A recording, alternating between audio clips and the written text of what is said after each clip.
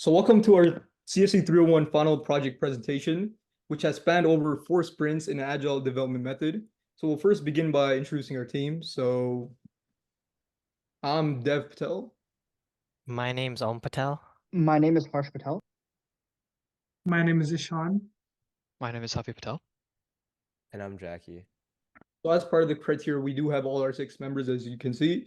So let's begin. So who are we targeting?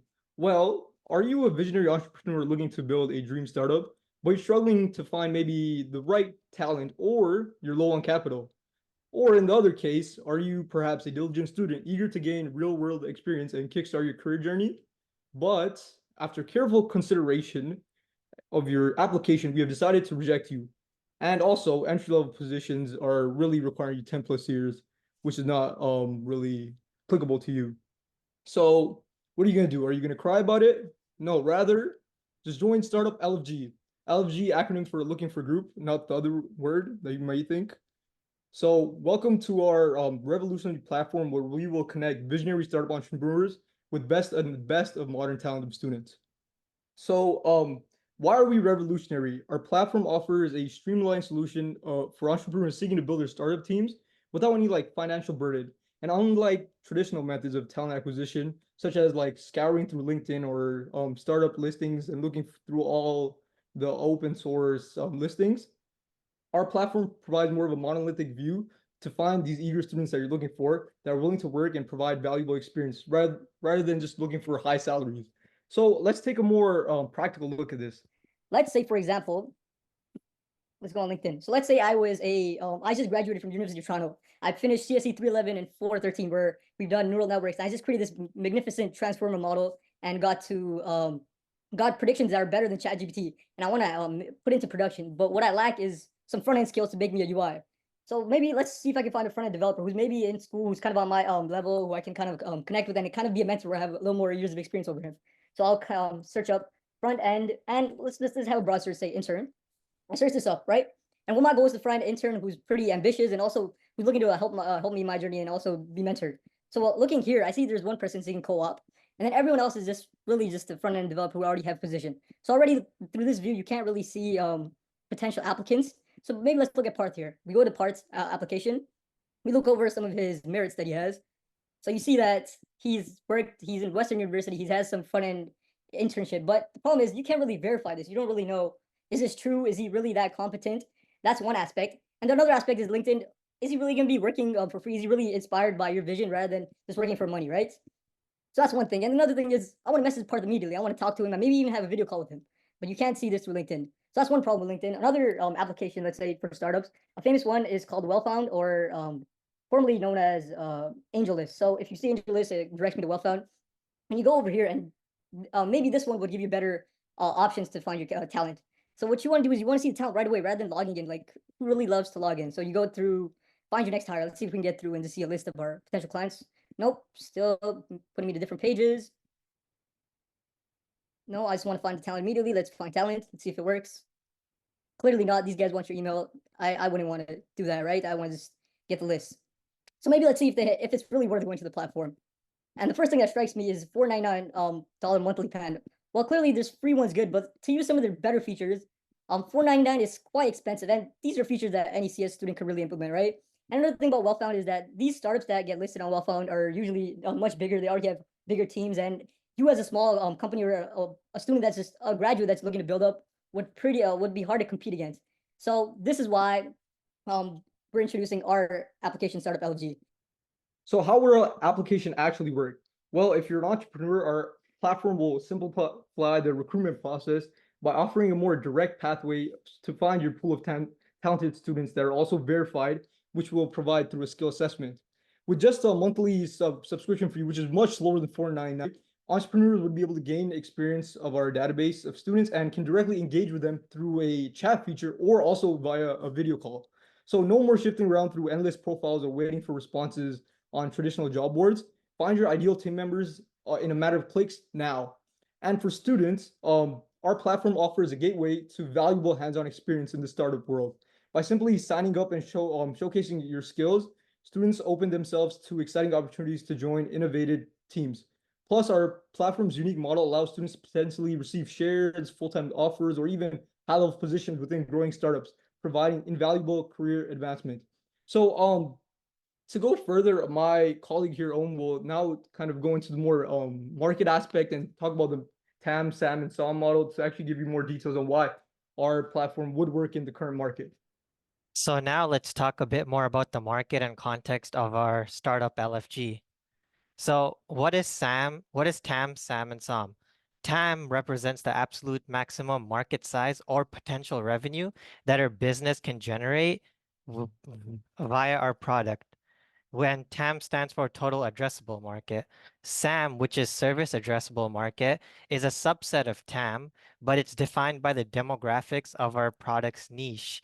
And SOM, which is service obtainable market, provides a realistic look of what share of the market our business can reasonably capture within a set time frame, usually around 3 to 5 years.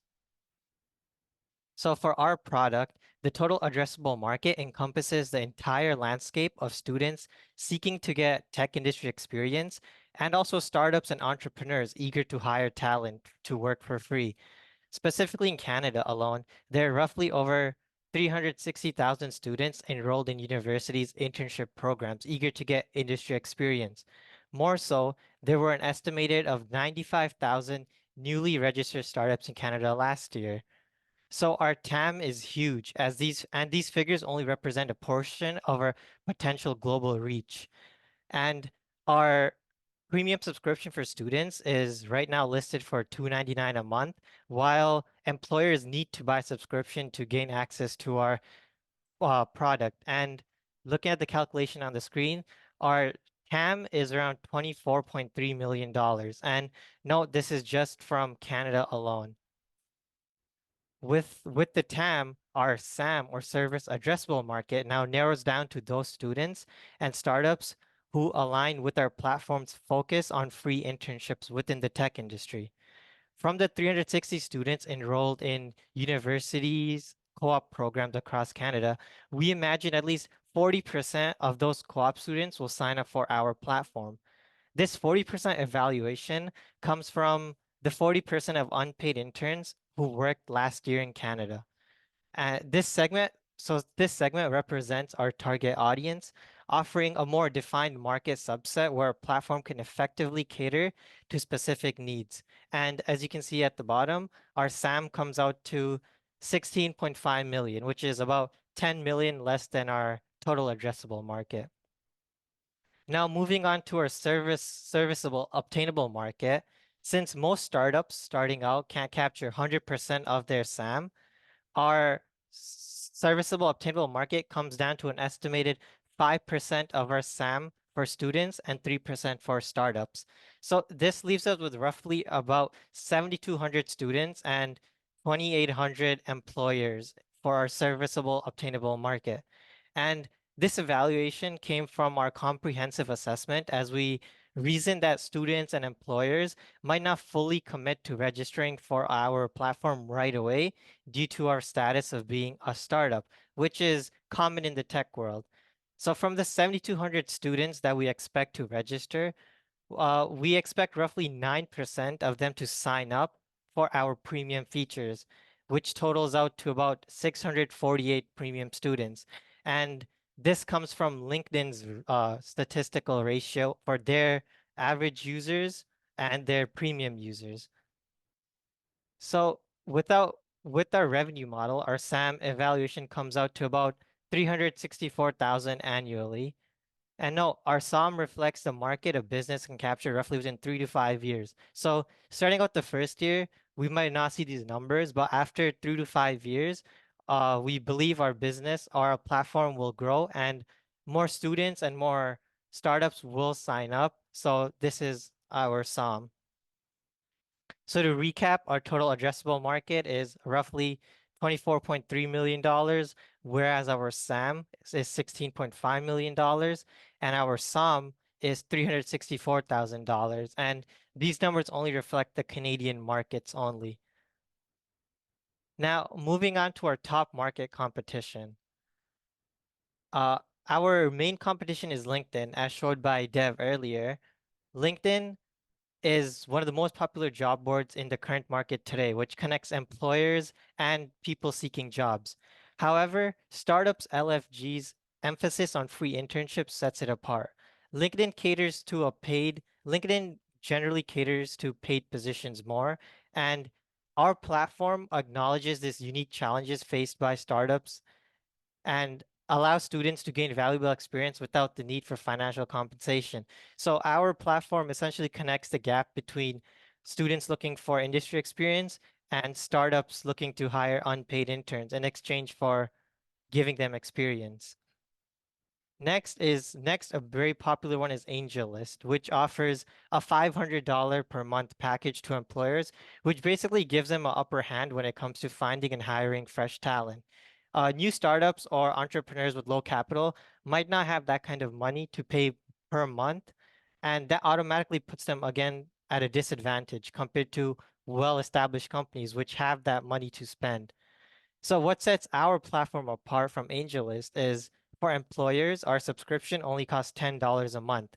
And with this subscription, they're granted all of our features, including our advanced search filters, where they can filter based on university, country, skill set.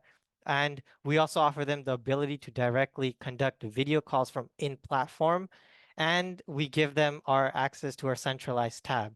As you saw while Dev was demonstrating, AngelList offers 500 for the exact same features. We do it for $10, which is way cheaper and more affordable. Lastly, internships.com is a platform that focuses on internships and volunteer opportunities. However, it's not specifically tailored to the tech industry or startups. That's where our platform comes in, as StartUpLFG distinguishes itself by specifically targeting the tech industry. By concentrating our unique needs of this sector, our platform provides a more tailored experience for both students and startups in a rapid evolving factor. So why us? Not only is StartUpLFG more cost-effective and cheaper, but it also focuses on a specific audience, unlike the broader platforms like LinkedIn or AngelList. New startups and entrepreneurs don't have to worry about spending more and more money to compete with well-established companies to find and hire talent. And students don't have to worry about costly subscriptions if they choose to subscribe. So that's what sets us apart from these top market rulers right now. And these are the works cited. And now I'm going to direct it back to Dev to talk about our main feature. Okay, so here's a first look at our application. So what I'll be showing is one of our main features. This feature is our posting features, which allows users to filter and search for talent. It allows them to make reviews, and also they can get earned badges through a skill assessment, right? So this is one of our like core parts about our application. And what you see here is that one of the cool things here is that we can join as guests and actually see all the postings immediately. We can have some pagination to go through everything. We can check the reviews and everything, all that cool stuff. So let's just log in as user. I do have a user already. We'll log in as Rosalind Franklin. So do that at gmail.com. We'll enter her password. Okay, so there's a typo here, and you see that we do have some verification, we have some authentication going on. Okay, so we did find the error. We're missing a D for Rosalind. So we can just copy it this time to make sure we actually get the right one. Now we'll enter it in, and we're in. We're in at Rosalind. So what you can see is you can see all the postings, and you can also make reviews now since we're logged in. So now let's say this was a cool one. We want to give him a 5-star to Isaac Newton. Cool. Isaac Newton's good. We refresh the page, and we have stored the review for Isaac Newton as needed. So this way we get a monolithic view. We can even search for people such as, let's say we have Nikola Tesla, right? We have fuzzy typing, which allows us to actually find Nikola Tesla. Okay, and what we also have is you can earn badges. So let's say we want to earn some badges for Rosalind Franklin. So we go to her badges page, we see if she has no current badges. So what we can do is we can do these different skill assessments. So there's Python ones. We can go to some other ones. As such, we can do Java ones as well. And you get the idea, right? So we'll try to earn 4 out of 5 in Python. So let's see, how do we remove white space? That would be strip, sum them up, we're just adding them up, and then usually division is always a float, function is with def, and then 1, 2, and then 4, so that would be 6. And congratulations, you scored 4 out of 5. I really don't know which one I got wrong, but we're good. We got the Python one. We go over here and we can search for our own profile as well. So Rosalind, And there we go. We got the Python badge as needed. Now, like recruiters or some entrepreneurs are willing to work with me, they can see that I'm actually verified in said skill. So this way, this component kind of gives the entrepreneur idea of your skills, your actual abilities, where you would like to work, and overall, just a nice clear view of all your details. So now I'll pass it on to my colleague Owen, which will now show our chatting feature. So picking up from where Dev left off, let's say for our next above and beyond feature is our chatting application. So let's say I'm an employer and I'm logged in as Om, and I just saw that Rosalind, who has a Python badge, and I'm interested in hiring someone for specifically having skills in Python. Then after getting their email from our centralized student tab, I can go to the chat app, and after I get their email, I just input it here, what chat name, whatever you want to call it, Python dev. As soon as I create the chat, it will show up under your chats for both my end and all the members who are in the chat. So on Rosa's end, it will also show up. Then when I click on it, it will load the chat below it. And since right now there's no messages, there'll be nothing displayed. And let's say I want to shoot a message to Rosa. Hey, Rosa, do you want to work as a Python dev for my company? And then I send the message. And just to show you that the chat's actually being created, if we go to our database, you can see the chat's created here, Python dev with Rosa and Om. And then you can see the message actually shows up. And we have the name, the time, and the date, and the message. So now I'll transfer it over to Dev, who's currently logged in as Rosa. Yes, and I absolutely do see it. I see your message at 11:02 p.m. and I'll send you a message back right now. So yes, I would love to meet. I would love to work. And I'm going to send my message, and I have sent it at 11:03 p.m. and you should get it soon. And yeah, if you look at my screen, without refreshing it, without doing anything, the Dev's message, who is currently Rosa, came up on my screen in the chat. Yes, I would love to work. You can see it's by Rosalind, date and time. Then I can say, great, sounds. I will use the platform's interview feature to connect with you. And this is basically, we're going to show you this feature later on, but it's, yeah, this is our chat feature. You can see the message came up that I just sent. It'll also come up for Rosa's end. Got it. And yeah, that's basically our chat feature. So we allow users to create new group chats. We display all the chats they're in. And in real time, we allow all the members of the group chat to talk to each other. If I were to have more than 2 members in here, you can clearly distinguish the different members who send the text via our name tag we have here. So if we had one more, like Albert Einstein, instead of Rosa, I would say Einstein. So yeah, this is our chatting feature for our platform.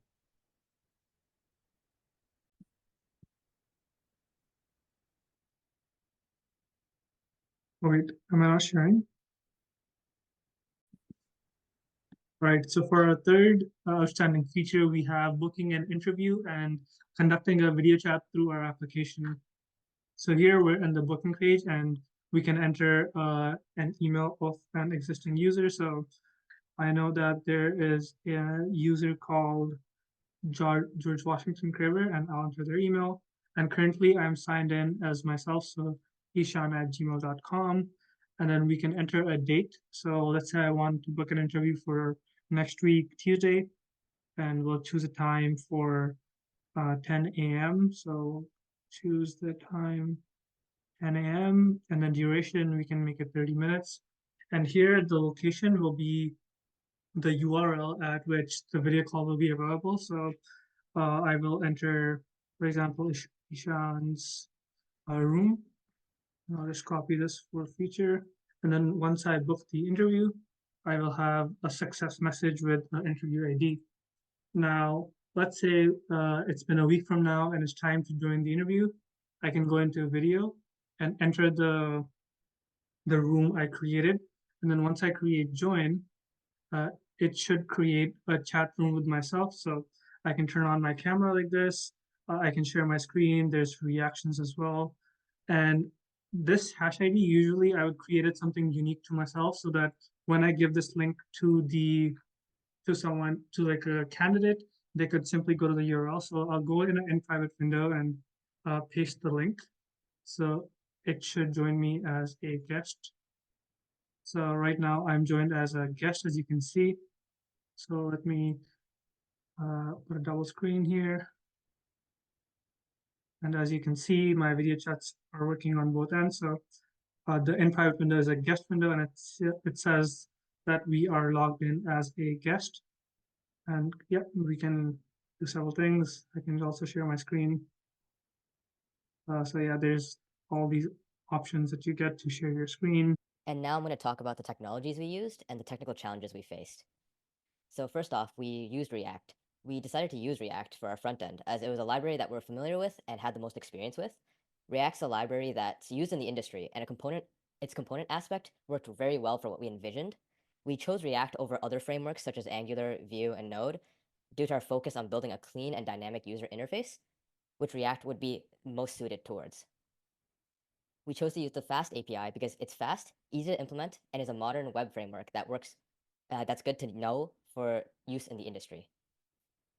For our database, we chose to use MongoDB as it's a non-relational database, which would work well for the data we'd be holding, since we don't really know for things like the chat how exactly the data is going to be structured, since not every chat's going to be exactly the same.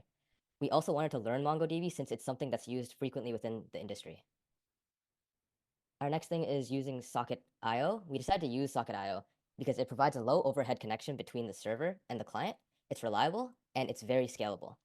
Working with this API was also really easy, and there's plenty of documentation to work off of and learn from. We used GetStream.io for our videos. We used it because it has great scalability, has a secure infrastructure, and was easily integrated into our website as it supports React and has React components already made available for use. We chose Uvicorn for our Python server as it works well with Fast API. It supported everything we needed to create our minimum viable product, such as our MongoDB database and different services. This meant that we could host our product server with minimal third-party extensions, since Uvicorn was natively compatible with our other technologies. We chose to use Git as our version control because all our members are familiar with it and it'd be the easiest to use without problems. This allowed us to maintain a history of our changes, and we were able to see any changes and who made those changes. For technical challenges, we had some trouble implementing a way to search for users in our database. Our first issue was that we didn't want to limit users to just searching by names, and the idea of searching by location, educational institution, and job titles seemed interesting to us. To do this, we matched our search query with all of the fields and implemented fuzzy searching, which proved to be a challenging task. We wanted the ability to have fuzzy searching to ensure that typos wouldn't limit the users, and we wanted the ability to search on multiple fields with one query, allowing for a more robust filtered view. To implement fuzzy searching, we looked up algorithms to find the best performing algorithm. One of said algorithms we looked at was Levenshtein's distance, which we didn't use because it wasn't as good for tracking typos and missing characters. Things such as Andy with a Y and Andy with an I had high string difference ratings, which wouldn't work well, as this is what we needed the algorithm to be good at checking for. We also looked at Hamming distance, which had the same problems as Levenshtein distance, and in the end, we used Jacquard similarity, which solved our problems with the other algorithms. Another challenge we faced was using new APIs and technologies that we weren't familiar with, such as Fast API, Socket.io, GetStream.io, and MongoDB. Through reading the documentation and watching tutorials, we were able to piece together what we required to get a minimum viable product up and running. This took us quite a few hours just understanding and putting together the code we needed, but we ended up putting together our minimum viable product and getting our website running. We decided to build our application using the service-oriented architecture, also known as SOA, to ensure our system is modular, scalable, and flexible. SOA ensures agility, scalability, and resilience for our application. With this architecture, we can easily update parts of the system without disrupting other parts. It also allows us to adapt to changing needs swiftly by scaling components independently based on demand. The service-based system prevents the fear of a single point of failure. Clients interact with the application through an API gateway, and the API gateway forwards clients to appropriate microservices like the authentication service. The auth service checks whether the request requires authentication, and if the authentication is required, it is handled by the auth service. If the request has the correct authorization, it is forwarded to the appropriate service to complete the request. Each microservice is a self-contained unit providing specific functionalities. The user service handles all user-related operations, such as creating users, and the chat service manages conversations between users. All of these services can access the Mongo database to retrieve or store data as needed. The database is organized into several tables for efficient insertion and deletion of data, ensuring our application runs fast and smoothly throughout. Now, let's talk about our team's overall communication and how we as a group navigated through it over the duration of the project. So at the start of the project, after we decided what the end goal would look like, our team discussed different approaches to storing our code base, tracking progress, and finding an appropriate platform to hold future discussions about the project on. To start with, we decided to use GitHub as our method of version control. This choice was mostly because all the group members had prior experience with Git, and so we decided that it would be the most comfortable option when it came to version control. On top of that, we also decided that GitHub was a reliable way to store our project by having organized logs of commits or pushes, while also opening up the ability to review each other's code to ensure that only clean code is added to the code base. Next, for tracking tickets and assigning them to group members, we opted for Jira. This was mainly due to the fact that it was an easy technology to learn as a beginner, but also because we had members of the group who were already experienced with it, meaning that it would be a smoother experience working with it moving forward. Additionally, we noticed that Jira had everything that we were looking for in a tracking software. Using it, we were able to assign tickets to group members, allowing them to always be up to date on their responsibilities. We also like the idea of having ticket statuses that let the team know how much progress a ticket had completed, or if the assigned user needed extra help with their ticket. With all of these in mind, we decided to adopt Jira as our tracker that kept our team on track and organized during each sprint. Now, when we spoke about how we would communicate with each other going forward, we all decided to mainly use Discord to hold meetings and talk about the project since it suited each of us the best. We also held some sprint planning meetings in person. However, most of them were done through a Discord voice call. We also decided to open specialized text channels in our Discord server for front-end developers, back-end developers, and for our stand-up meetings. We met every 3 to 4 days. However, we also encouraged open discussion in the text channels if any of the members required extra clarification or help on one of their features. To track user stories, we mainly use a combination of Jira and a shared Google Docs file. During each sprint, if we decide to add or update any existing user stories, the respective components inside Jira or Google Docs file will also be updated to maintain clarity and to avoid confusion. The Google Docs file contained more information about each user story, so if a team member wanted to learn more about their feature from a Jira ticket, they would just refer to the Google Docs file. Now, for our overall development process, we adopted a Scrum methodology to have consistent and organized increments each sprint. Throughout this project, we have had a total of 4 sprints and used a general layout for each of them. To begin with, at the start of each sprint, we included a sprint retrospective to open dialogues about both successes and failures from the previous sprint. These discussions included talks about how each of us felt about each other's group members' performances or communications during the previous sprint, and how we felt we could improve as a team in those aspects. Additionally, we also held a sprint planning meeting alongside the sprint retrospective meeting. These planning meetings had the purpose of assigning responsibilities to group members through Jira, while also discussing the best approaches to tricky features. These meetings were necessary to ensure everybody was on track for the current sprint and to make sure we had expectations set for each group member. Finally, throughout the sprint, we had stand-up meetings every 3 to 4 days in which all of the group members would meet on a Discord voice call to discuss problems and any issues they encountered while implementing their features. We recorded each meeting summary for future reference and made sure to inform any absent members about the meeting. By following this iterative process throughout each sprint, we made sure that each member was up to date and that we were making steady progress towards the end product. Now, to make sure that each pull request and commit was easily identifiable, we had a few standards that we set for contributing to the GitHub repository. Firstly, we required a consistent naming style for pull requests, commits, and branches from each member.